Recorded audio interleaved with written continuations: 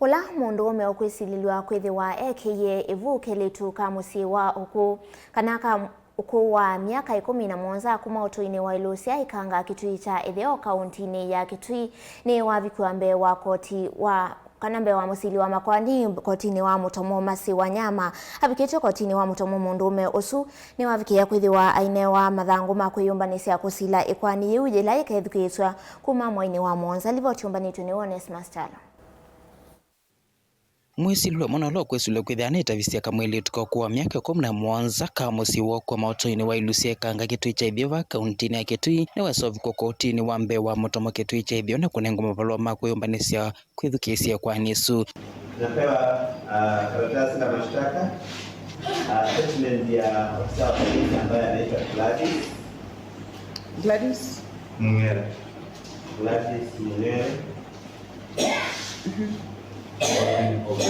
P3.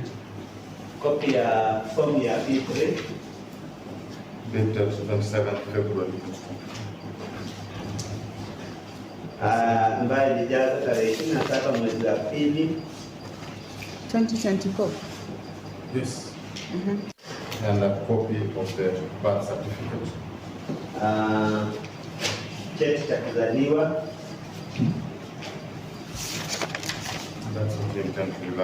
Mwisililw'A Avikitwe mbee wa musili wa makoani wa koti wa mbee wa Mutomo Honorable Masi Wanyama vale kwani kwambilwa kwithukiiw'a matuku 16 mwezi wa mwanza mwaka huu. So you go through those documents and prepare for your case. The case will be heard on which date?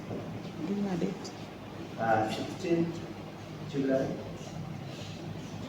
Hearing on 16th of July. Meeting on 27th. Kwa kesi yako utasikiza tarehe 16 mwezi wa 7, utaitika kwa njia ya mtandao tarehe 27 mwezi wa 3 mwaka huu.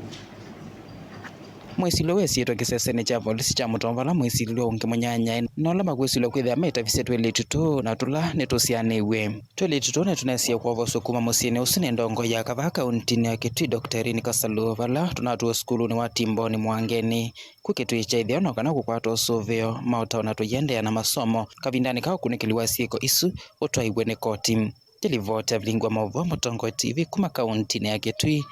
Onesmus.